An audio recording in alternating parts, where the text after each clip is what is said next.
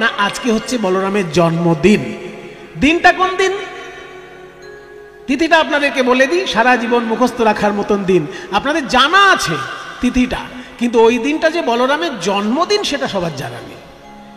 যে দিনটাকে সারা ভারতের লোক বলে রাখি পূর্ণিমা, যে দিনটাকে সারা ভারতের লোক বলে রাখি পূর্ণিমা, রাখি বন্ধন উৎসব হয়, বৈষ্ণব জগতে সেই পূর্ণিমাটার নাম হচ্ছে ঝুলন পূর্ণিমা। সাধারণ মানুষের কাছে যেটা রাখি পূর্ণিমা, বৈষ্ণবদের কাছে সেটা ঝুলন পূর্ণিমা, কারণ ওই দিন রাধা কৃষ্ণের ঝুলন লীলা আস্বাদন হয়েছে।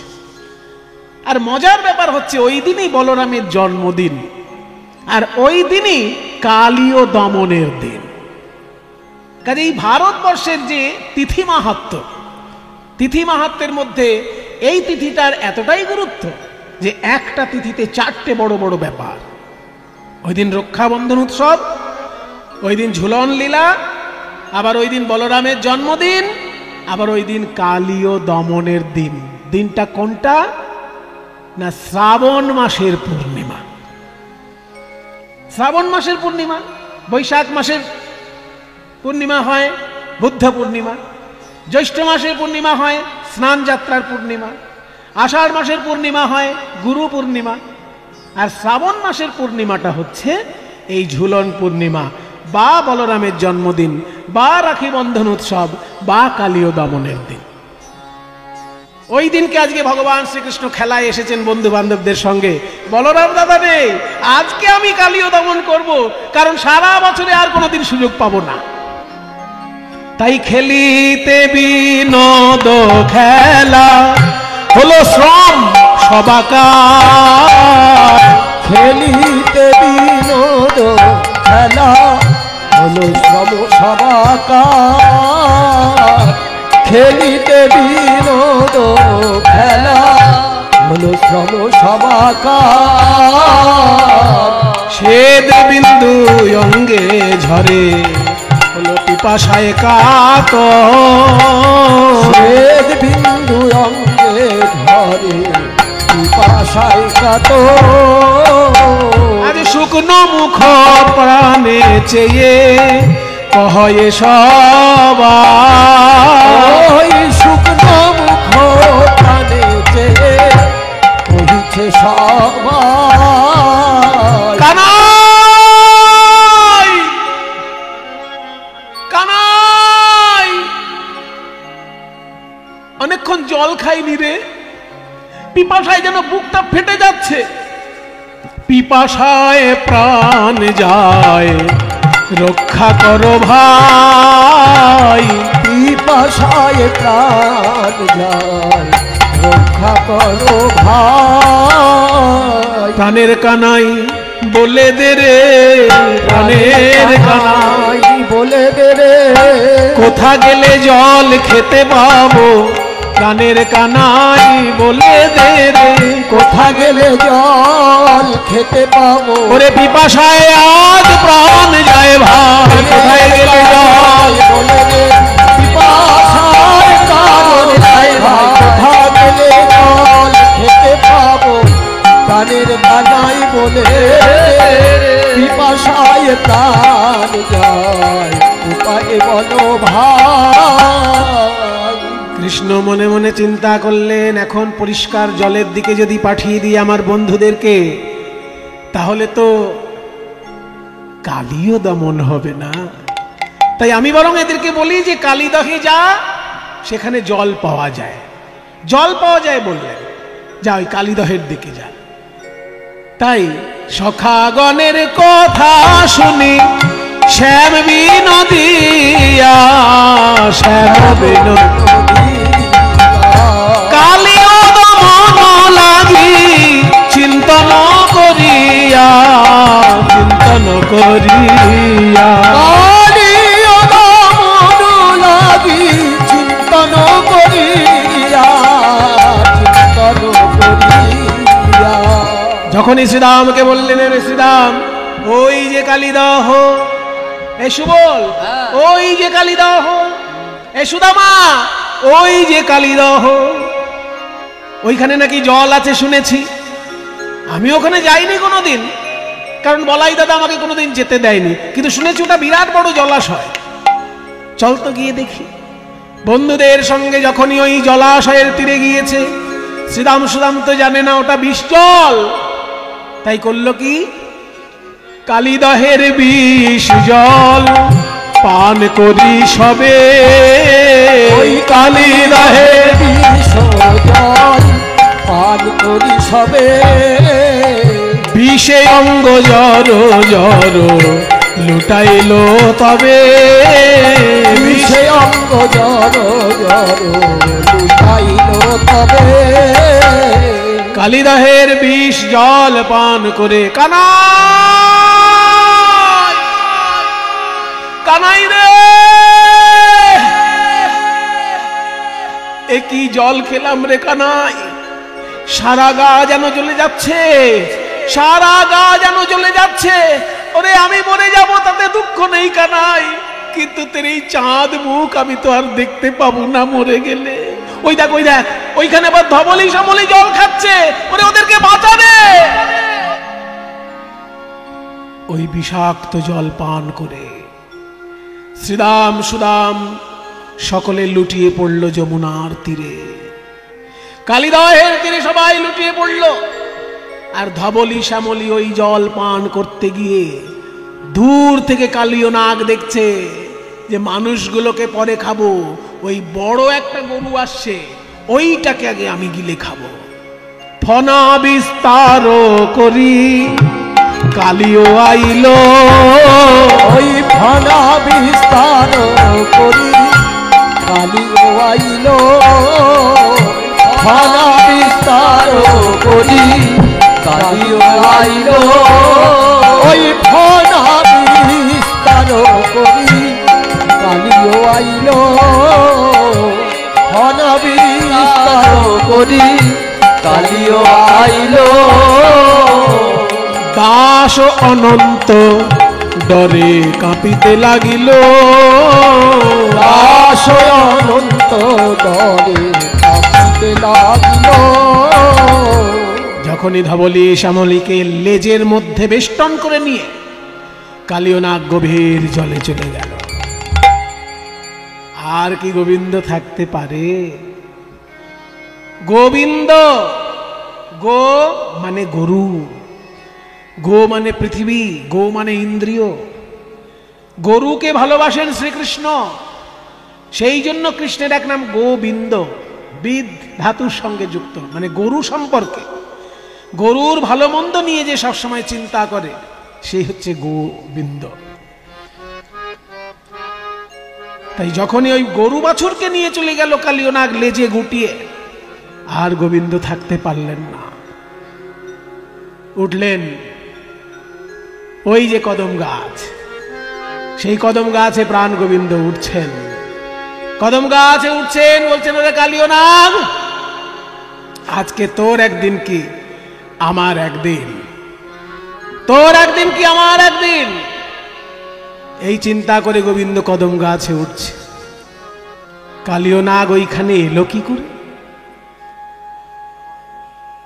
কালীয় নাগ এলো কি করে? ওই যে গরুড় যখন অমৃতের হাড়ি এনে দিল মাকে, ওইখানে আজ পর্যন্ত আমি কিন্তু কাহিনীটাকে আটকে রেখেছিলাম, এবার ওখান থেকে আবার শুরু করছি। গরুড় যখন অমৃতের হাড়ি এনে দিল মাকে, সব বিনোদ কদ্রুকে ডেকে বলছে, মাসি তুমি বলেছিলে অমৃতের হাড়ি তোমার ছেলেদের জন্য এনে দিতে পারলে মাকে দাসী বৃত্তি থেকে মুক্তি ঘটাবে, আমার সামনে বলো আজ থেকে মা মুক্ত হলো। কদ্রু বলছে, ওই তো অমৃতের হাড়ি দেখতে পাচ্ছি, আমার ছেলেরা ওই অমৃত পাবে, তাই তোর মা আজ থেকে দাসী বৃত্তি থেকে মুক্ত, মুক্ত, মুক্ত। যেই না কদ্রু বলে দিল বিনতা আজ থেকে মুক্ত, গরুর কি শুরু করলো জানেন? একটা একটা সাপ ধরে খেতে লাগলো। কারণ গরু তো পাখি, পক্ষী জাতির খাদ্য তো পোকামাকড়, সাপও পক্ষী জাতির খাদ্য। সেই জন্য গরুর করলো কি, এক একটা সাপ খেতে লাগলো। পেট ভরে গেলেও সাপ খাচ্ছে, কারণ গরুর মনে মনে চাইছে যে যার মা আমার মাকে কষ্ট দিয়েছে, ওই প্রজাতিটাকেই আমি বাঁচিয়ে রাখবো না, সব সাপ খেয়ে শেষ করবো। এই ভেবে গরুড় শুরু করেছে এক ধার থেকে সাপ খেতে খেতে খেতে সাপের একেবারে বংশনাশ করে দিতে শুরু করেছে। শেষকালে কদ্রু বিনতাকে বলে, দিদি আমি না হয় অন্যায় করেছি, কিন্তু আমার অন্যায়ের সাজা আমার সন্তানরা পাবে। দোষ করেছি আমি, আর আমার সন্তানদেরকে কষ্ট দিচ্ছে তোমার ছেলে। তোমার ছেলেকে নিষেধ করো, ও যেন আর আমার ছেলেদেরকে না খায়। তখন বিনতা বলছে, ওরে গরুড়, তুই এইভাবে সর্পকুল ধ্বংস করে দিস না। বলছে, মা তোমাকে কষ্ট দিয়েছে ওই সাপেদের মা, ওদেরকে আমি বাঁচিয়ে রাখবো না। বলে, না বাবা, ওরা অন্যায় করেছে বলে তুমি অন্যায় করবে, এটা তাহলে তুমি বিষ্ণু ভক্ত হলে না। তুমি তো বিষ্ণুকে পিঠে করে নিয়ে বেড়াও, তোমার ভেতর বৈষ্ণবতা কই? সে কথা যদি বলো মা, তাহলে সাপ তো আমার খাদ্য, আমার খাদ্য আমি খাবো, সেটা কেউ বাধা দিতে পারবে? বলে, শোনো, সাপ যদি তোমার খাদ্যই হয়, তুমি একটা করে সাপ রোজ খাবে। কদ্রু তখন বিধান করে দিল যে আমার সন্তানদের মধ্যে একটা করে সর্প রোজ তোর জন্য আমি পাঠাবো, কিন্তু আমার সব সর্পকে তুই খেয়ে শেষ করে দিস না। তাই গরুড়ের খাদ্য হিসেবে একটা করে সাপ রোজ আসতো। তো একটা করে সাপ গরুড়ের খাদ্য হিসেবে রোজ আসতো। একদিনকে ওই কালীয় নাগের পালা পড়েছে। কালীয় নাগের যেদিন পালা পড়েছে, কালীয় নাগ তো জানে আজকে গরুড় আমাকে খেয়ে ফেলবে, তাই মনের দুঃখে কালীয় নাগ গরুড়ের খাদ্য হয়ে গরুড়ের কাছে যাবার চেষ্টা করছে। দূর থেকে দেখছেন নারদ মুনি, উনি তো সব জানেন। উনি মনে মনে চিন্তা করছেন, এই কালীয় নাগকে যদি গরুড় খেয়ে শেষ করে দেয়, তাহলে তো বৃন্দাবনে শ্রীকৃষ্ণ এসে যখন লীলা করবেন, আমি তো কালীয় দমন লীলা দেখতে পাবো না। তাই সব সাপের মৃত্যু ঘটলেও কালীয়র মৃত্যু ঘটানো যাবে না, কালীয় নাগকে বাঁচাতেই হবে। তাই নারদ মুনি এসে কালীয় নাগকে বলল, শোনো কালীয়, গরুড় তোমাকে খেতে পারবে না, তুমি এখনই চলে যাও বৃন্দাবনে। যমুনার তীরে দেখবে একটা নতুন হ্রদ তৈরি হয়েছে, যে হ্রদটা যমুনা থেকে বিচ্ছিন্ন, অথচ যমুনার জলেই তৈরি হয়েছে। ওইখানে গিয়ে তুমি বাসা করো। ওইখানে সৌভূরি মুনির আশ্রম আছে, আর ওই সৌভূরি মুনির আশ্রমে গরুড় কোনোদিনই যেতে পারবে না, তাই ও কোনোদিন তোমাকে খেতে পারবে না। বলছে, কেন সৌভূরি মুনির আশ্রমে গরুড় যেতে পারবে না কেন? ওইখানে সৌভূরি মুনির আশ্রম আছে, সৌভূরি মুনির আশ্রমে গরুড় যেতে পারবে না কেন? এই সৌভূরি মুনি ছিলেন বিরাট প্রভাবশালী একজন মুনি। এই সৌভূরি, তার এত বড় ক্ষমতা ছিল যে ওই মান্ধাতার পুত্র যুবনাশ্বের, মান্ধাতা নাম শুনেছেন তো? কোনো জিনিস পুরনো হলে বলে মান্ধাতা যুগের জেরে। মান্ধাতা ছিলেন আমাদের ভারতবর্ষেরই প্রাচীন একজন রাজা। সেই মান্ধাতার পুত্র যুবনাশ্বের 50টি কন্যা ছিল। তো একবার সৌভূরি মুনি জানতে পারলেন যে পাশে স্ত্রী না থাকলে কোনো কোনো যজ্ঞ করা যায় না। কিছু কিছু যজ্ঞ আছে বাবা, পাশে স্ত্রী না থাকলে সেই যজ্ঞ করা যায় না। তাই সৌভূরি মুনি ওই রাজার কাছে গিয়ে বলেছিলেন, আপনার তো 50টি মেয়ে আছে, একটি মেয়ের সঙ্গে আমার বিয়ে দিন, আমার স্ত্রী পাশে থাকলে আমার যজ্ঞ করতে সম্পূর্ণ হবে। তখন রাজা ভাবলেন যে সর্বনাশ, এই মুনি ঋষির গলায় আমার মেয়েকে তুলে দেওয়ার থেকে, মেয়েকে কি মুনি ঋষির গলায় মেয়েকে তুলে দিতে আছে, তার থেকে এক কাজ করি, মুনি ঋষিকে যদি ফিরিয়ে দিই, সেটাও আবার মুনি ঋষিকে অসম্মান করা হবে, অভিশাপ দিয়ে দিতে পারে। তাই বলছে যে শুনুন মুনিবর, আপনার সঙ্গে আমার কন্যার বিয়ে দিতে আমার কোনো আপত্তি নেই, তবে মেয়েরা বড় হলে মেয়েদের একটা ইচ্ছার মূল্য থাকে। তাই আমার মেয়েরা যেহেতু বড় হয়েছে, আমি স্বয়ংবর সভা ডাকবো, সেই স্বয়ংবর সভায় আপনিও উপস্থিত হবেন। আমার মেয়েদের মধ্যে কারোর যদি আপনাকে পছন্দ হয়, সে আপনার গলায় মালা দিলেই তার সঙ্গে আপনার বিয়ে হয়ে যাবে। স্বয়ংবর সভার দিনে আপনি আসবেন। এবার ওই 50 জন রাজকন্যার স্বয়ংবর সভা ডাকা হয়েছে। 50 জন রাজকন্যার স্বয়ংবর সভায় যখন সৌভূরি মুনি আসবেন, মনে মনে ভাবলেন যে সব রাজপুত্ররা আসবে রাজকন্যাদের বিয়ে করার জন্য, তার মধ্যে আমি যদি একজন এই মুনি ঋষি লোক, মুনি ঋষি আর রাজপুত্র তো একরকমের হবে না। রাজপুত্র দেখতে কত সুন্দর হবে, আর মুনি ঋষি তো তপস্যা করতে করতে তার শরীরটা একেবারে কাঠখোট্টা শুকনো শরীর হবে। কাজী রাজপুত্রদের মধ্যে যদি একজন মুনি ঋষি ঢুকে পড়ে তাকে তো কেউ পছন্দ করবে না। তাই তখন সৌভরি মুনি করলেন কি জানেন? আসামে একটা বড় তীর্থ আছে, তার নাম মদন কামদেব।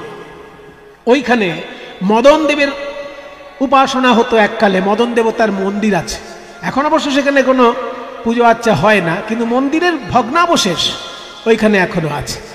ওই মদন দেবতার মন্দিরে গিয়ে সৌভরি মুনি বললেন, হে মদন দেব, আমি আপনার তপস্যা করছি, আপনার মতন আমাকে সুন্দর করে দিন। তখন সৌভরি মুনি মদন দেবতার তপস্যা করে মদন দেবতার মতন সুন্দর হয়ে গেলেন। এত সুন্দর দেখতে হলো সৌভরি মুনি, যখন ওই 50 জন রাজকন্যার স্বয়ংবর সভায় এসেছে, এত রাজপুত্র এসেছে, কারোর গলায় মালা পড়ল না। 50টি মেয়েই ওই সৌভরি মুনির গলায় গিয়ে মালা দিয়েছিলেন। এমন প্রতাপশালী প্রভাবশালী ঋষি মুনি ছিলেন সৌভরি। সেই সৌভরি মুনি ওই বৃন্দাবনের যমুনার তীরে, যেখানটায় হ্রদ তৈরি হয়েছে, যমুনার জলে তৈরি, যমুনা থেকে বিচ্ছিন্ন হ্রদ, ওই তীরে বসে তিনি তপস্যা করতেন। তো ওই তীরেই তো ওই গাছটা আছে যে গাছে গরুড় এসে অমৃতটা রেখেছিল। তো অমৃত রেখে যখন গরুড় জলের কাছে গিয়েছিল, দেখেছিল শোল মাছ খেলা করছে। শোল মাছ খেলা করছে, একটা বড় শোল মাছ আর তার সঙ্গে সঙ্গে বাচ্চা শোল মাছ, মানে বাচ্চাদেরকে নিয়ে মা শোল মাছটা খেলা করছিল। এবার এই যে বাচ্চাদেরকে নিয়ে মা শোল মাছ খেলা করছিল, এটা প্রতিদিনই খেলা করে, আর সৌভরি মুনি ওই দর্শন করে আনন্দ পান। কিন্তু গরুড় যখন সেখানে চলে এসেছে, গরুড় তো জানে না ওসব। গরুড় ওই শোল মাছ দেখে আর লোভ সামলাতে পারেনি, ওই শোল মাছ দেখে বাচ্চাগুলোকে ধরে ধরে একটা একটা করে খাচ্ছে। এবার মায়ের সামনে যদি কোনো সন্তানকে হত্যা করা হয়, তাহলে সেই মা কত কষ্ট পায়। যখন ওই বাচ্চা শোল মাছগুলো ধরে ধরে গরুড় খাচ্ছে, শেষকালে বড়টাকে খাবে বলে রেখে দিয়েছে, সেই সময় সৌভরি মুনি এসে হাজির হয়েছে। গরুড়, এ তুই কি সর্বনাশ করলি? প্রতিদিন আমি যখন এখানে ধ্যানে বসি, সামনে দেখি জলের মধ্যে ওই মাছটি খেলা করে তার বাচ্চাদেরকে নিয়ে। ওই মাছটার মধ্যে আমি বিশ্ব মাতৃকার রূপ দেখতে পাই। আমি মনে মনে চিন্তা করি, বিশ্ব ব্রহ্মাণ্ডের যে সৃষ্টিকারী জননী, এই বিশ্ব ব্রহ্মাণ্ড সৃষ্টি করেছে যে মা, সে তার সন্তানদেরকে নিয়ে এইভাবেই খেলা করছে। ওই মাছ যখন বাচ্চাদেরকে নিয়ে খেলা করে, আমি তার মধ্যে বিশ্ব মাতৃকার রূপ দেখতে পাই, আর তুই তাদেরকে ধরে ধরে আমার সামনে খাচ্ছিস, মায়ের সামনে সন্তানকে হত্যা করছিস। এখনই আমার অভিশাপ তোর। যেই না অভিশাপ দিতে গিয়েছে সৌভরি মুনি, অমনি গরুড় তখন সৌভরি মুনির দুটি পায়ে জড়িয়ে ধরেছে। দেখুন বাবা লীলা, যে গরুড় ইন্দ্রের সঙ্গে যুদ্ধ করে এসেছে, সে কিন্তু সৌভরি মুনির পা জড়িয়ে ধরেছে, যুদ্ধে গেল না। কারণ ভারতবর্ষে দেবতার উপরে মুনি ঋষির সম্মান, দেবতার উপরে মুনি ঋষির সম্মান। তাই ইন্দ্রের সঙ্গে যুদ্ধ করেছে গরুড়, কিন্তু সৌভরি মুনির সঙ্গে যুদ্ধে গেল না। তার পা জড়িয়ে ধরে বলছে, মুনিবর, আমি তো জানি না যে আপনি এইখানে বসে ওই মাছগুলো যখন খেলা করে তাদের দেখে আপনি বিশ্বমাতার কথা চিন্তা করেন। আমি কি করে জানবো এটা? আর দ্বিতীয় কথা, আমি জাতিতে পক্ষী, আর পক্ষী জাতির খাদ্যই তো মাছ। মাছরাঙা পাখি কি কোনো বক বা যেসব পাখি মাছ খায়, তারা যদি কোনো জায়গায় গিয়ে মাছ খায়, সেটা কি তার পাপ হবে? সেটা তো তার খাদ্য। তা আমি হলাম পক্ষী জাতি, মাছ তো আমার খাদ্য। আমি যদি আমার খাদ্য খাই, সেখানে আমি অপরাধটা কি করলাম? এই কথা শুনে সৌভরি মুনি শান্ত হয়ে বললেন, ঠিক কথা, তুই পক্ষী জাতি, তুই মাছ খেয়েছিস, তাতে তোর কোনো পাপ নেই। আর আমি যে ওই মাছগুলোকে দেখে আমার জগৎ জননীর কথা চিন্তা করি, সেটাই বা তুই জানবি কি করে? কাজে তোর দিক দিয়ে কোনো দোষ নেই। তুই খেয়ে ফেলেছিস যখন, এখন তোর কোনো দোষ নেই। কিন্তু শুনে রাখ গরুর, কান খাড়া করে শোন, ভবিষ্যতে যদি তুই কখনো এইখানে আসিস, আমার অভিশাপ থাকলো, এইখানে দ্বিতীয়বার কখনো আসলেই তুই মাথা ফেটে মরে যাবে, মৃত্যু হবে তোর এইখানে দ্বিতীয়বার কখনো আসলে। তাই সৌভরি মুনির অভিশাপে ওইখানে গরুড় কোনোদিন যেতে পারবে না। ওরে কালীয় নাগ, তুই গরুড়ের খাদ্য হিসেবে আজকে যাচ্ছিস তো পালিয়ে যা, ওই সৌভূরি মুনির আশ্রমের লাগোয়া যে সরোবর ওইখানে গিয়ে তুই বাসা তৈরি কর, কারণ ওখানে গরুড় কোনোদিন যাবে না। আর নারদ মুনি তো মনে মনে জানে গরুড় এখানে কোনোদিন আসবে না ঠিকই, কিন্তু এইখানেই শ্রীকৃষ্ণ এসে লীলা করবেন, আর এই কালীয় দমন লীলা সেদিন আমরা দেখতে পাব। তাই দেখি যদু নন্দন দুষ্ট দর্প বিনাশন, দেখি যদু নন্দন দুষ্ট দর্প বিনাশন। কালীয় নাগ ছুটে আসছে দেখে, কালীয় নাগকে দমন করার জন্য গোবিন্দ আমার ওই কদম গাছে উঠলেন। দেখি যদু নন্দন দুষ্ট দর্প বিনাশন, ওই দেখি যদু নন্দন দুষ্ট দর্প বিনাশন। উঠিলেন কদম্বের ডালে, উঠিলেন কদম্বের ডালে। তাহার উপরে চড়ি ঘনমাল ষাট মারি, তাহার উপরে চড়ি ঘনমাল ষাট মারি। তাহার উপরে চড়ি একই শোভারে,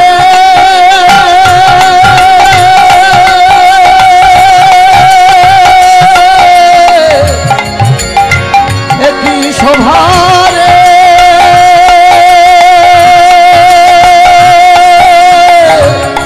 একই শোভারে, একই শোভারে। তাহার উপরে চড়ি তাহার উপরে চড়ি ঘনমাল ষাট মারি।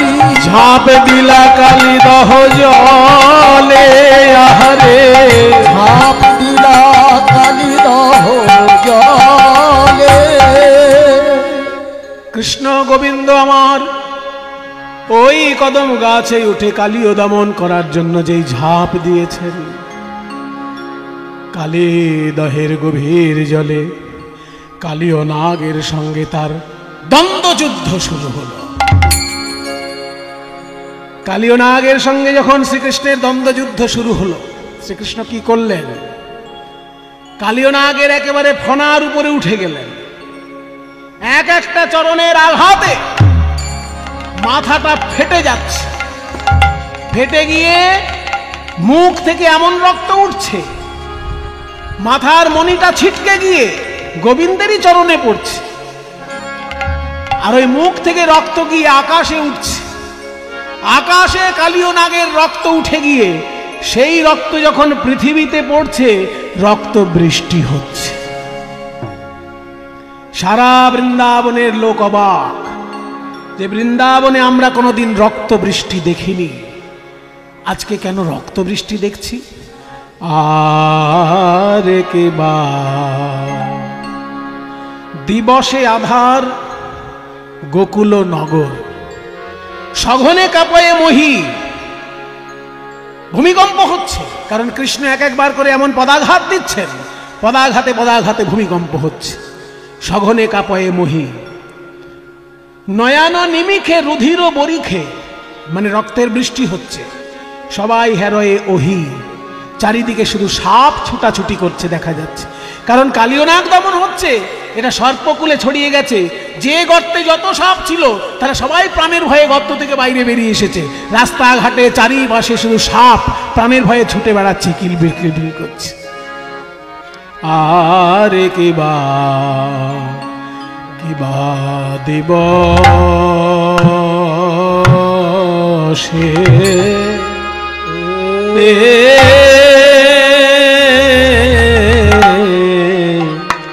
দিবসে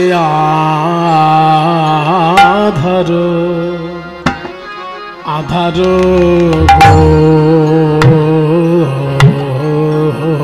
গোকুল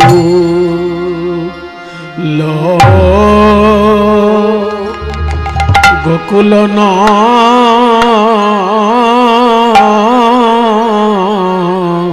নগর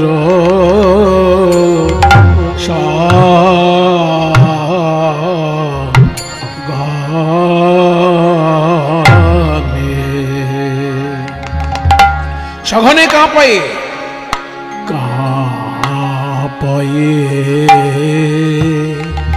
বহে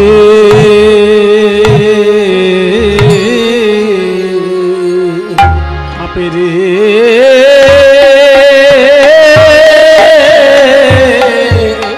আজ বৃন্দাবনে কে দশা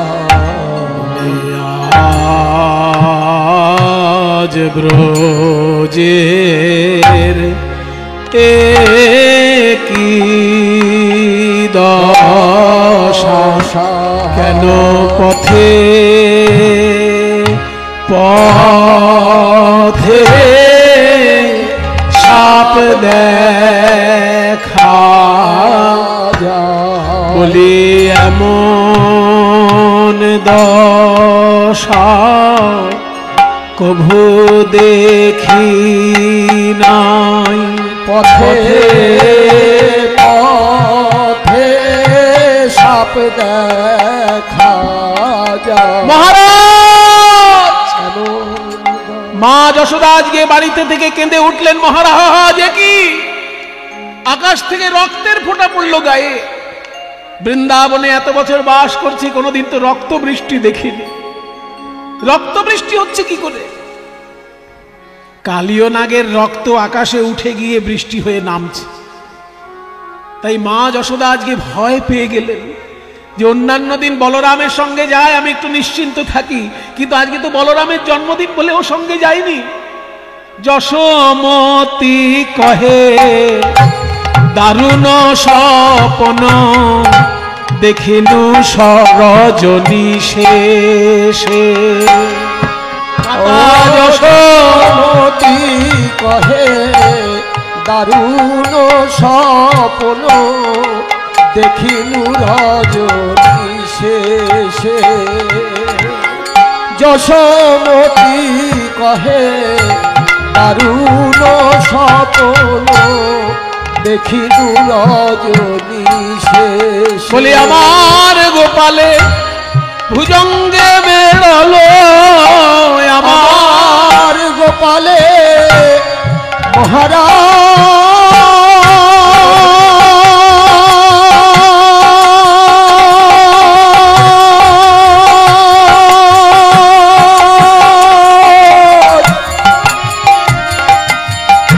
ওহে মহারাজ,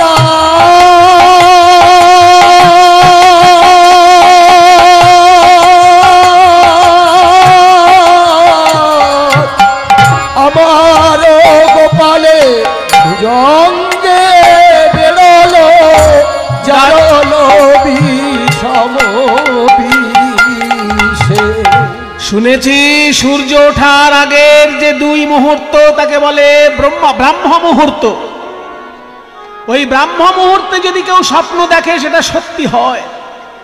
আজকে আমি ব্রাহ্ম মুহূর্তে স্বপ্ন দেখেছি মহারাজ, আমার গোপাল গোষ্ঠে গেছে আর তাকে একটা বড় সাপে জড়িয়ে ধরে এমন ভাবে দংশন করছে, গোপালের সারা গায়ে বিষ জ্বলে পড়ছে। শেষকালে কি এটা সত্যি হবে নাকি? এই বলে সকলে যখন ক্রন্দন করছেন, আর কাল বিলম্ব না করে একে একে সবাই ছুটে এলেন ওই কালীদহ তীরে। কালীদহ তীরে সবাই ছুটে এসেছে।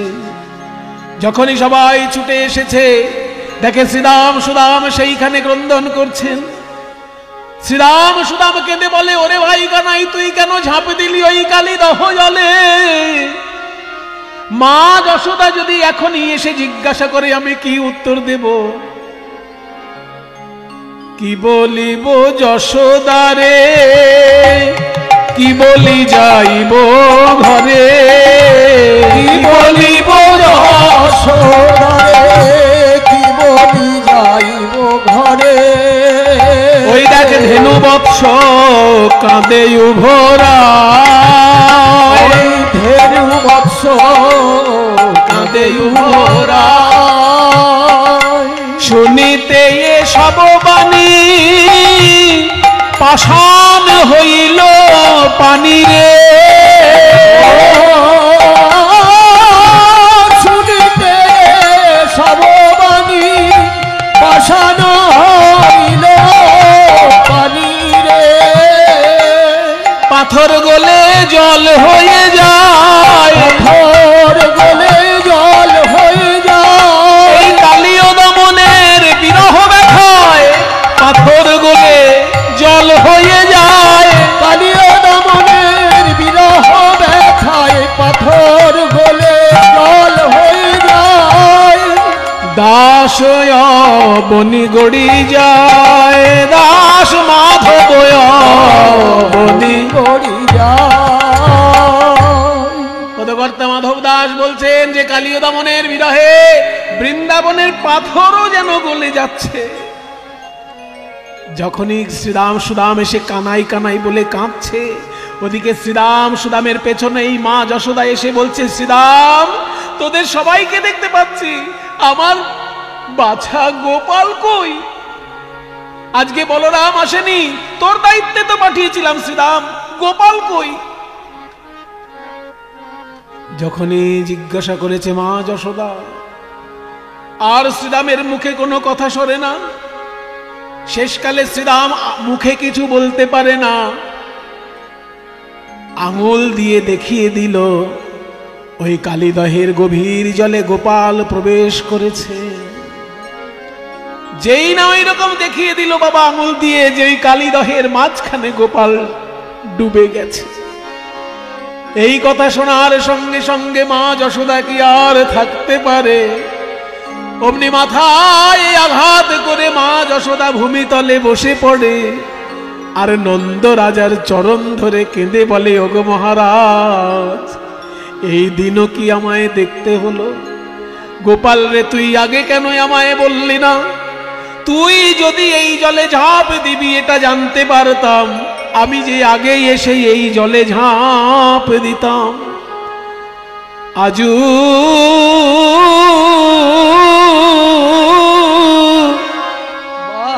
কাঁদে ব্রজেশ্বরী উচ্চৈঃস্বর করি, বলে কোথারে গোকুল চন্দ পদ। কাঁদে ব্রজেশ্বরী মানে মা যশোদা কাঁদছে, উচ্চ রব করি, উচ্চস্বরে চিৎকার করে কাঁদছে। ছেলে মরে গেলে সেই দুঃখ যে কোন দুঃখের সঙ্গে এক নয়। বিশ্ব ব্রহ্মাণ্ডে যত দুঃখ আছে বাবা, সব থেকে বড় দুঃখ হচ্ছে সন্তান হারানোর দুঃখ। মা যশোদা কাঁদছেন গোপালের কথা ভেবে, ওই কালীদহের গভীর জলের দিকে চেয়ে।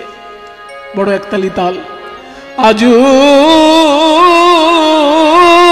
কাঁদে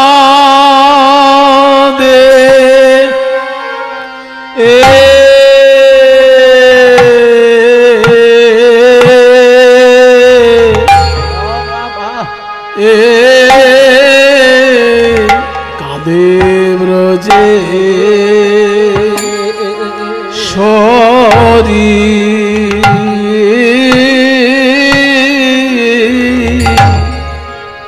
ব্রজেশ্বরী উচ্চ রব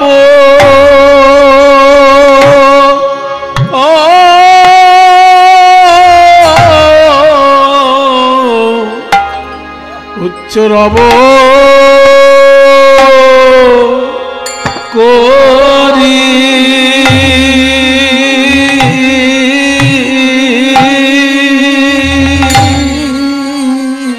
আজু কাঁদে বাপ গোপাল একবার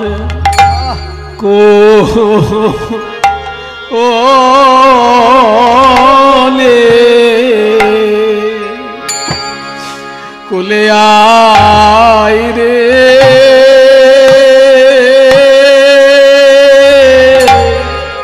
আজু কাঁদে বাপ গোপাল একবার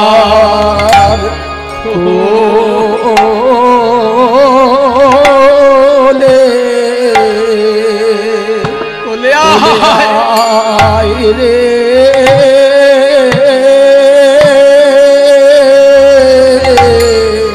তোর চাঁদ মুখে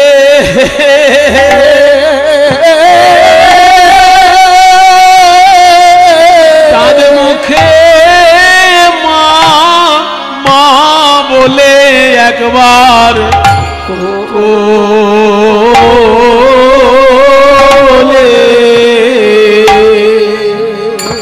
কোলে আয় রে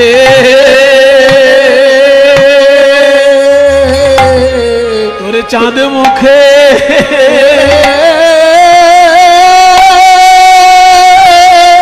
চাঁদ মুখে মা মা বলে বলিও রে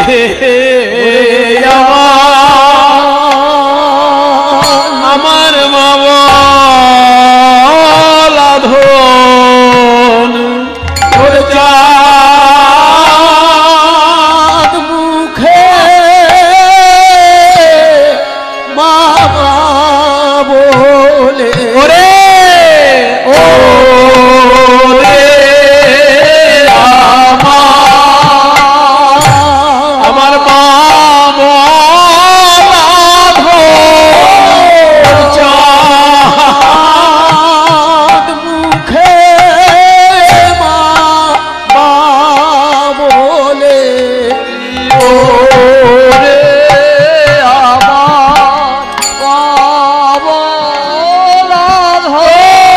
চাঁদ মুখে মা মা বলে ওরে ওরে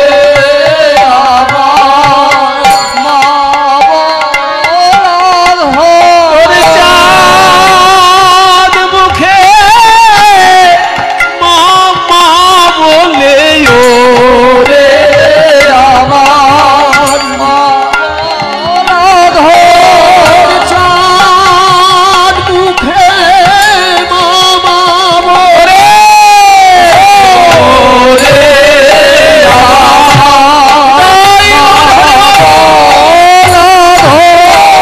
চাঁদ মুখে বলে ওরে ওরে আমার মা বলা ধন মুখে মা বলে ওরে আমার মা বলা ধন চাঁদ মুখে মা বলে একবার কোলে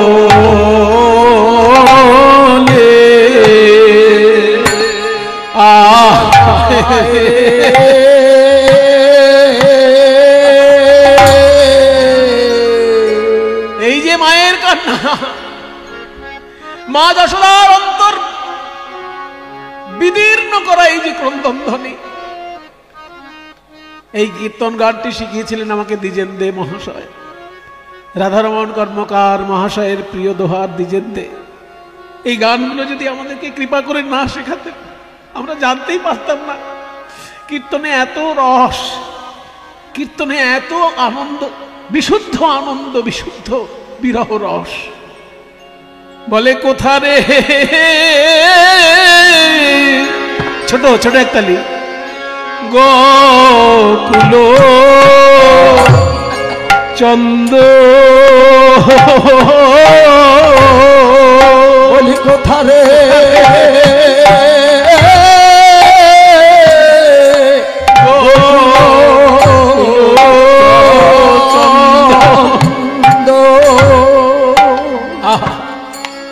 পদটা দেখুন, কাঁদে ব্রজেশ্বরী উচ্চই রব করি, বলে কোথারে গোকুল চন্দ, মানে এই গোকুলের চাঁদ কৃষ্ণ তুই কোথায়? ওরে চাঁদ তুই কোথায়? তুই ছাড়া যে বৃন্দাবন অন্ধকার রে, কোথায় এই উদয় হলি রে, কোথায় এই উদয় হলি রে এই ব্রজের আকাশ আধার করে, কোথায় উদয় হলি রে, এই ব্রজে আকাশ আলো করে ওরে বৃন্দাবনের চাঁদ গোপাল ব্রজের আধার করে, বৃন্দাবনের চাঁদ এই ব্রজের আকাশ আধার করে, বৃন্দাবনের চাঁদ ব্রজের আকাশ আধার করে বৃন্দাবনের চাঁদ ব্রজের আকাশ আধার করে কোন আকাশে উদয় হলি রে,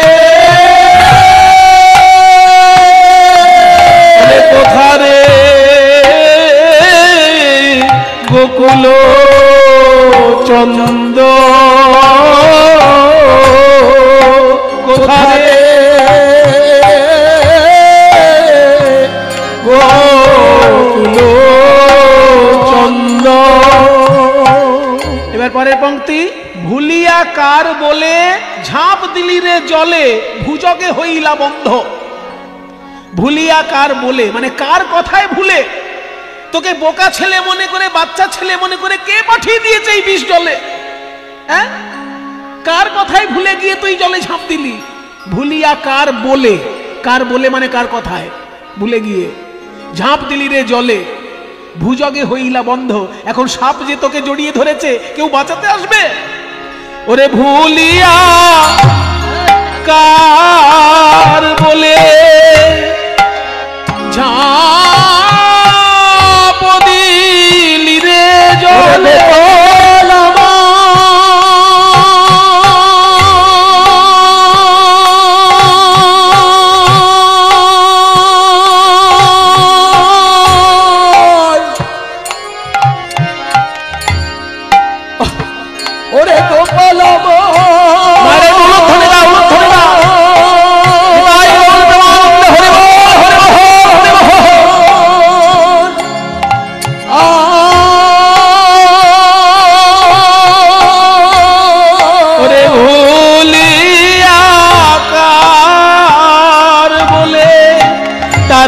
মায়া নাই রে, তার কি মায়া নাই রে। বল বল কে তোরে এই জলে যেতে বলে, তার কি মায়া নাই রে। কে তোরে যেতে বলে, সে কি তোর মুখ পানে চাইনি গোপাল। তোরে যেতে বলে মুখ পানে চাইনি গোপাল, তোরে যেতে বলে মুখ পানে চাইনি গোপাল, তোরে যেতে বলে মুখ পানে চাইনি গোপাল, তোরে যেতে বলে মুখ পানে। তার প্রাণে কি মায়া নাই রে, ওরে ভুলিয়া কার বলে ও তুই ঝাঁপ দিলি রে জলে। এখন ভুজগে হইলা বন্ধ, ওই ভুজগে হইলা বন্ধ। ও গো বিধাতা, বিধাতা তুমি নাকি সকলের ভাগ্য রচনা করো, এই দুঃখিনী মায়ের জীবন তুমি লিখেছ। ওই গোপাল বিষ জলে ঝাঁপ দেওয়ার আগে আমাকে কি একবার এই জলে পাঠাতে পারলে না বিধাতা? বিধাতা, এই মা বেঁচে থাকতে ছেলের এই দশা আমাকে দেখতে হবে। বলি নিদারুণ বিধি কি বাদ সাধিল, ওই নিদারুণ বিধি কি বাদ সাধিল। বিচারিল অদ্ভুত, বিচারিল বিধি কি বাদ সাধিল। বিচারিল অদ্ভুত, বল কি দোষ পাইয়া লইল কাঢ়িয়া, কি দোষ পাইয়া লইল কাঢ়িয়া আমার সোনার সুত। কি দোষ পাইয়া লইল কাঢ়িয়া আমার প্রাণের সুত। আমি তো কারো মন্দ করি নাই, কারো মন্দ করি না। জানি না কোন অপরাধে গোপাল হারালাম, আমি কারো মন্দ করি নাই। অপরাধে গোপাল হারালাম, কারো মন্দ করি নাই। মা যশোদা উন্মাদের মতন আছাড় খেয়ে খেয়ে কাঁদছেন। বলরাম ভাবছে আজকে আমার জন্মদিনটা যে কি কুক্ষণে এসে হাজির হলো। আজকে যদি আমার জন্মদিনটা না হতো আমি তো ভাইয়ের সঙ্গে আসতাম, যেতেই দিতাম না। একদিকে মাকে আটকাবো না, আমার নন্দরাজাকে আটকাবো না, আমার নিজের মাকে আটকাবো। সবাই তো জলের মধ্যে ওই বিষ জলে ঝাঁপ দিতে চাইছে ভাই কানাইকে না দেখে। ওগো মা, ওগো নন্দ মহারাজ, ওগো যশোদা, তোমরা কেউ কেঁদো না, গোপালের কিচ্ছু হবে না, কিচ্ছু হবে না। আমি ছোট বলে আমার কথা শুনছো না? বিশ্বাস করো, আমি বলছি গোপালের কিচ্ছু হবে না। সবাই কাঁদছেন যমুনার তীরে। মায়েরা, কৃষ্ণকে যখন মিলন রসে কেউ আস্বাদন করে সেখানে রসের ভেদ থাকে, কিন্তু বিরহ রসে রসের ভেদ থাকে না। এইখানে দেখো, রাধারানী যখন কৃষ্ণকে দেখেন আনন্দ আলাদা, যশোদা যখন কৃষ্ণকে দেখেন আনন্দ আলাদা, শ্রীরাম সুদাম যখন কৃষ্ণকে দেখেন আনন্দ আলাদা। কিন্তু কৃষ্ণ কালীদহে ঝাঁপ দিয়েছে বলে কান্নাটা কিন্তু সবার এক। বিরহে সবাই এক হয়ে যায়, মিলন রসে আলাদা আলাদা আস্বাদন থাকে, কিন্তু বিরহ বেদনাটা সবার ক্ষেত্রে একরকম হয়ে যায়। সেই জন্যই বিরহ আস্বাদন করার জন্য গোলক থেকে ভুলোকে নেমে আসে কৃষ্ণ। এই কৃষ্ণই গোলকে লীলা করে, কিন্তু সেখানে তো কালীয় দমন নেই, সেখানে কারোর চোখে জল পড়বে না, সেখানে সবাই আনন্দে সবাই নৃত্য করছে। এই ভুলোকে চোখের জল দেখার জন্যই তো গোবিন্দ নেমে আসেন। ওই যে কালীয় নাগের সঙ্গে যুদ্ধ করছে, ওই কালীয় নাগ কে? যে আজকে গোবিন্দ যার মাথার উপর উঠে নৃত্য করছেন। কত বড় ভাগ্যবান সে! এই কালীয় নাগ পূর্বজন্মে ছিল চন্দ্রধ্বজ রাজা। চন্দ্রধ্বজ রাজা একবার ভয়ঙ্কর তার পেটে শূল বেদনা হল। কোন ওষুধেই যখন এই পেট ব্যথা সারছে না, শেষকালে ধন্বন্তরী বললেন যে আমি আপনাকে একটা টোটকা বলতে পারি। ওই মান সরোবর বলে একটা বিরাট বড় সরোবর আছে কৈলাসে, ওইখানে যদি আপনি গিয়ে মানস সরোবরে যদি গিয়ে স্বর্ণহংসের পিত্ত ভক্ষণ করতে পারেন, ওখানে একটা সোনালী হাঁস দেখবেন সাঁতার দিচ্ছে, ওই স্বর্ণহংস, ওই স্বর্ণহংসের পিত্ত ভক্ষণ করতে পারলে আপনার শূল ব্যাধি সারে। এবার চন্দ্রধ্বজ রাজা যখনই গিয়ে ওই স্বর্ণহংসকে বধ করতে গিয়েছে, অমনি স্বর্ণহংস কথা বলছে, সাবধান। কে কথা বলে? আমি হাঁস কথা বলছি। হ্যাঁ, হাঁসে আবার কথা বলে? আমি একজন তপস্বী, এখানে হাঁস রূপে বিচরণ করছি, তাই তোমার মঙ্গলের জন্যই কথা বলছি। বলুন কে আপনি? বলে শোনো, আমি একজন ঋষি, হাঁস রূপে এখানে শুধু বিচরণ করছি। আমার পিত্ত ভক্ষণ করলে তোমার পেট ব্যথা সারবে, এই তো? বলে ওরে বাবা, আপনি তো সব জানেন দেখছি। হ্যাঁ, আমি সর্বজ্ঞ হাঁস, আমার পিত্ত ভক্ষণ করার তোমার দরকার নেই।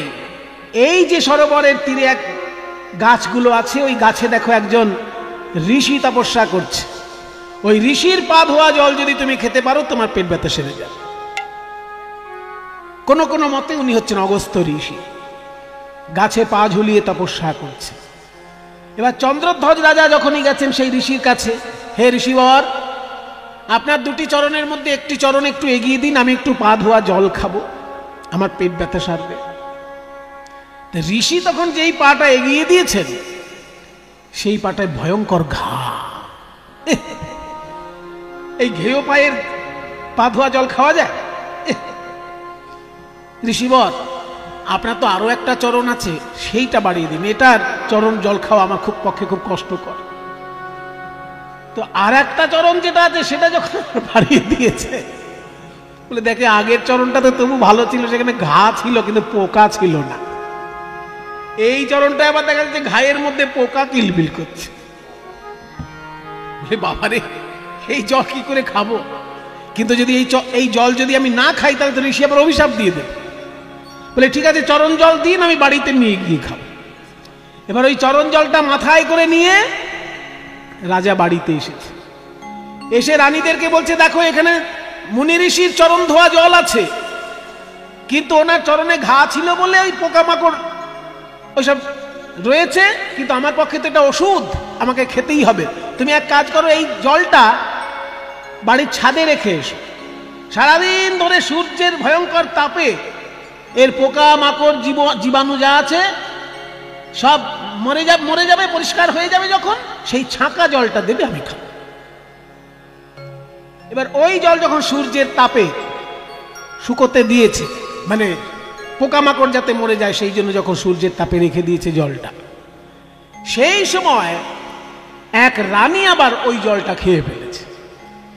সেটা জানতে পেরে ওই অগস্ত্য ঋষি ছুটে এসেছেন, রাজা চন্দ্রধ্বজ, তোমার পেট ব্যথা সারবে বলে আমি আমার পা ধোয়া জল তোমায় দিলাম, আর তুমি সেই জল এনে বাড়িতে রেখে দিয়েছো, জল পান করলে না, তাই আমাকে অসম্মান করেছো। মুনি ঋষিকে অসম্মান করেছে যখন, তুমি সর্পকুলে জন্মগ্রহণ করবে। কিন্তু একটা জিনিস জানবে, মুনি ঋষির অভিশাপ পাওয়াটাও বড় ভাগ্যের ব্যাপার। যখন তুমি আমার অভিশাপ পেলে যে সর্পকুলে জন্ম পাবে, আবার আমার আশীর্বাদটাও শুনে নাও, যেহেতু আমার পা ধোয়া জল তুমি মাথায় করে বয়ে এনেছো, তাই সর্পরূপে যখন তুমি জন্মগ্রহণ করবে, ওই মাথার উপর শ্রীকৃষ্ণ নৃত্য করবে। যেহেতু ভক্ত পদধৌত জল, সেই পা ধোয়া জল যেহেতু মাথায় করে তুমি এনেছো, ওই জন্য ওই মাথায় ভগবানের চরণ শোভা পাবে। তাই সেই চন্দ্রধ্বজ কালীয় নাগরূপে জন্মগ্রহণ করেছে, আর তার মাথার উপর শ্রীকৃষ্ণ নৃত্য করছেন। মা যশোদা কাঁদছে, শ্রীরাম সুদাম কাঁদছে, গরু বাছুর সবাই কাঁদছে, কিন্তু এর মাঝখানে একটা কাণ্ড ঘটে গেছে। কি জানেন? জটিলা কুটিলা। জটিলা কুটিলা যখনই শুনেছে কৃষ্ণ ওই কালীদহের জলে ডুবে মারা গেছে, আর মনের আনন্দে সারা বৃন্দাবনের লোককে পান খাইয়ে বেড়াচ্ছে। মানে কিছু কিছু লোক তো ছিল যারা কৃষ্ণকে ভালোবাসতো না, তাদেরকে ডেকে ডেকে মিষ্টি পান খাওয়াচ্ছে, এই পান খা, পান খা। বৃন্দাবনের শুভ খবর, আরে বৃন্দাবনের শুভ খবর শুনেছিস কি তোরা? এই বৃন্দাবনের শুভ খবর শুনেছিস কি তোরা? এই বৃন্দাবনের শুভ খবর শুনেছিস কি তোরা? এই বৃন্দাবনের শুভ খবর শুনেছিস কি তোরা? এই বৃন্দাবনের শুভ খবর শুনেছিস কি তোরা? জলে ডুবে মারা গেছে নন্দের কেলে ছোড়া, জলে ডুবে মারা গেছে নন্দের কেলে ছোড়া, জলে ডুবে মারা গেছে নন্দের কেলে ছোড়া, জলে ডুবে মারা গেছে নন্দের কেলে ছোড়া। আর চিন্তা নাই রে, আর চিন্তা নাই রে, এই বৃন্দাবনের কুলবতীর আর চিন্তা নাই রে, এই বৃন্দাবনের কুলবতীর আর চিন্তা নাই রে। বৃন্দাবনের কুলবতীর চিন্তা নাই, কারণ কুল নাশা মারা গেছে। বৃন্দাবনের কুলবতীর কুল নাশা মারা গেছে, বৃন্দাবনের কুলবতী কুল নাশা মারা গেছে, বৃন্দাবনের কুলবতী কুল নাশা মারা গেছে। আর চিন্তা নাই রে, জলে ডুবে মারা গেছে নন্দের কেলে ছোড়া। এই কথা যখনই রাধারানীর কানে গিয়েছে, আরতাল হরি হরি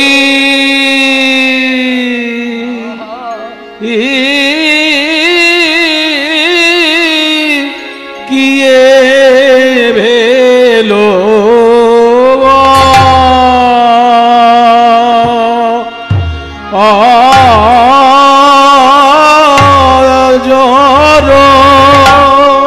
বজ্রপাত। রাধারানী বলছেন, কেন আমার মাথায় আগে বাজ পড়লো না এই খবর শোনার আগে? বজরনে পাত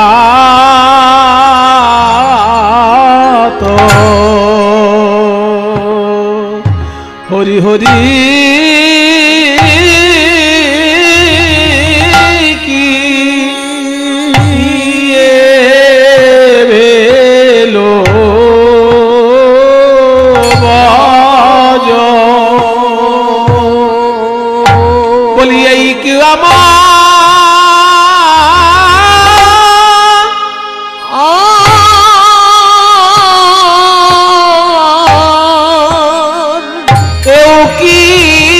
আমায় দেখতে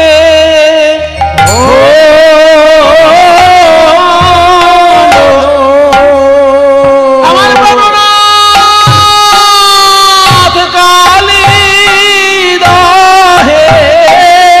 জলে গেল, এও কি আমার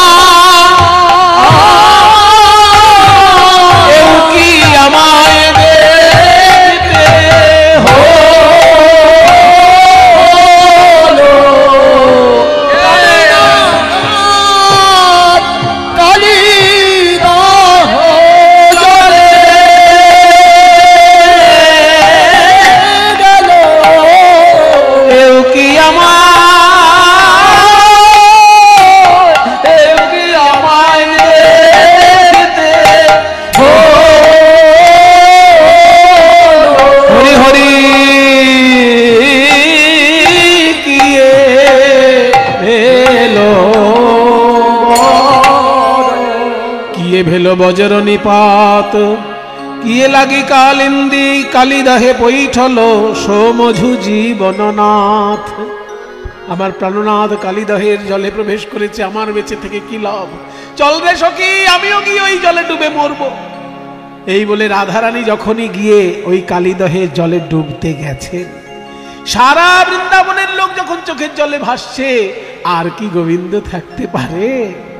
কালিয়নাগ বিষ উগরে দিচ্ছে গোবিন্দের গায়ের উপর, আর গোবিন্দ বলছে, ওরে কালিয়নাগ, আমাকে কাছে পেলে লোকে পুষ্পাঞ্জলি দেয়, মূল্যবান উপহার দেয়, আর তুই বিষ দিচ্ছিস।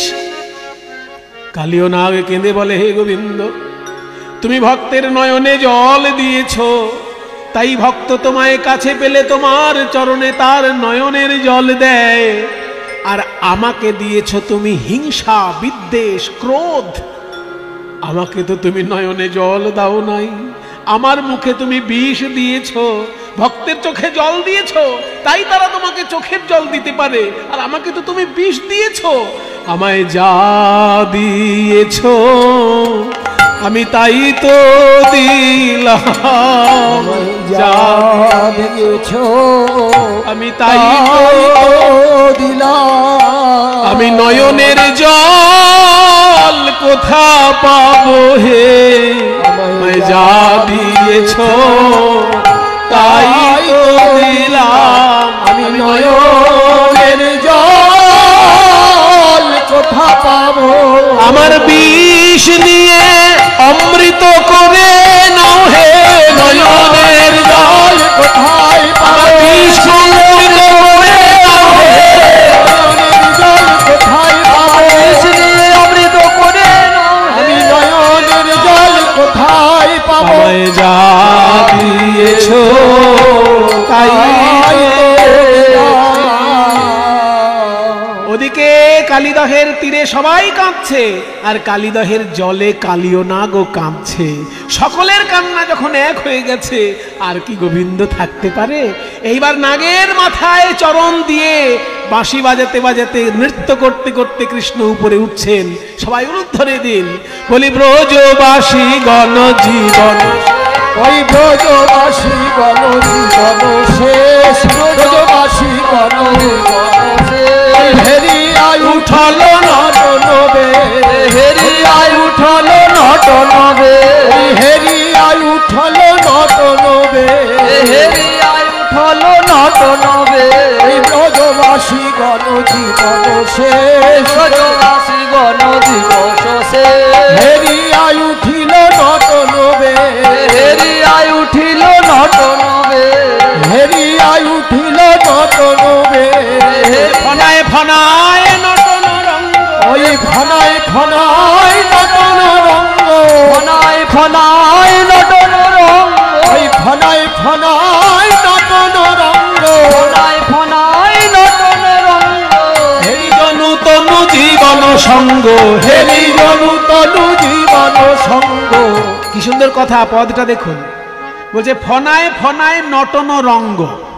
এক একটা ফনার উপর যখন পা দিয়ে নৃত্য করছে, ওই কালিদহ তীরে যারা আছে মরার মতন হয়েছিল, তো তাদের মরা শরীরে যেন প্রাণ ফিরে এলো। হেরি জনু, জনু মানে যেন তনু, শরীরে জীবন সঙ্গ, যেন প্রাণ এসে ফিরে এলো। হেরি জনু তনু জীবন সঙ্গ, হেরি জনু তনু জীবন সঙ্গ। বলি প্রাণ ফিরে এলো রে, প্রাণ ফিরে এলো রে। ওই ব্রজবাসীর মরা দেহে যেন প্রাণ ফিরে এলো রে। মরাবাসীর মরা দেহে, ওই কালিয়ের মাথায় নাচন দেখে ব্রজবাসীর মরা দেহে, ব্রজবাসীর মরা দেহে প্রাণ ফিরে এলো রে। আজ ফনায় ফনায় দমন করি, ওই ফনায় ফনায় দমন করি, নটবর ভঙ্গে নাচয়ে হরি। ওই নত বড় ভঙ্গে নাচয়ে হরি, নত বড় ভঙ্গে নাচয়ে হরি। যেন নটবর নাচে রে, নটবর নাচে রে, কালিয় নাগের ফনায় ফনায় নটবর নাচে রে, কালিও নাগের ফনায় ফনায় নটবর নাচে রে, কালিও নাগের ফনায় ফনায় নয়ন ভরে দেখে নাও ভাই, কালিও নাগের ফনায় ফনায় নয়ন ভরে দেখে নাও ভাই, কালিও নাগের ফনায় ফনায় ফনায় ফনায় নটবর নাচে রে। এবার মাথা থেকে একটা করে রত্ন খসে পড়ছে, আর খুলে গিয়ে গোবিন্দেরই চরণে যেন পুষ্পাঞ্জলি হয়ে চলে যাচ্ছে। হ্যাঁ, ফণি মণিগণ পড়ায়ে খসি, ফণি মণিগণ পড়ায়ে খসি, পূজয়ে চরণ নখর শশী, পূজায় চরণ নখর শশী, যেন পূজা করছে করছে মাথার মণি দিয়ে কালিও পূজা করছে, মাথার মণি দিয়ে কালী হে গোবিন্দ গ্রহণ করো বলে, মাথার মণি দিয়ে গোবিন্দ গ্রহণ করো বলে, মাথার মণি দিয়ে কালীও গ্রহণ করো বলে, মাথার মণি দিয়ে কালীও পূজা করিছে, পূজয়ে চরণ নখর শশী, পূজায় চরণ নখর শশী, নাগাঙ্গনাগণ করয়ে স্তুতি, নাগাঙ্গনাগণ করয়ে স্তুতি, হেরি ব্রজমণি হরসমতি, হেরি ব্রজমণি হরসমতি। কালিও নাগের স্ত্রীগণ কৃষ্ণের উদ্দেশ্যে স্তব পাঠ করছে যে আমাদের স্বামীর মাথায় এমন ভাবে আপনি পদাঘাত করছেন, আমাদের স্বামী যদি পরলোক গমন করে আমরা তো বিধবা হয়ে যাব, আমরা তো কোনো দোষ করি নাই, আমাদের স্বামীকে আপনি যেন হত্যা করবেন না, আমরা তাহলে বিধবা হয়ে যাব প্রাণ গোবিন্দ। তাই সব নাগপত্নীগণ গোবিন্দের উদ্দেশ্যে প্রার্থনা করছেন। সবাই একটু হাত জোড় করুন, আমরাও একটু গোবিন্দের উদ্দেশ্যে স্তব পাঠ করে নিই। ওম কৃষ্ণায় বাসুদেবায় হরে পরমাত্মনে প্রণত ক্লেশনাশায় গোবিন্দায় নমো নমঃ। ईश्वर परम कृष्ण सच्चिदानंद विग्रह अनादिरादि गोविंद सर्व कारण कारणम दीपार्जिरेव हि दशान्तरमभ्युपेत्य दीपायते विवृति हेतु समान धर्मा यस्तादिदेव जहि विश्रुतया विभाति गोविन्दमादि पुरुषामतमहं भजामि। बरहा पीडं नटवर वपुः कर्णयो कर्णिकारम् बिभ्रद्वासकनककपीशं वैजयन्तीं च मालां रन्ध्रान् वेणुरधरसुधया पूरयन् गोपवृन्दैः वृन्दारण्यं सपदरमणं प्राविशद्गीतकीर्तिः श्यामं हिरण्यपरिधिं वनमाल्यबरहत् धातुप्रवालनटवेशमनोव्रतांशे विन्यस्तहस्तमितरेण धुरानमविजम् कर्णोद्बलालकपोलमुखाब्जहासं नमो ब्रह्मण्यदेवाय गोब्राह्मणहिताय च जगद्धिताय कृष्णाय गोविन्दाय नमो नमः। जगद्धिताय कृष्णाय गोविन्दाय नमो नमः। जगद्धिताय कृष्णाय गोविन्दाय नमो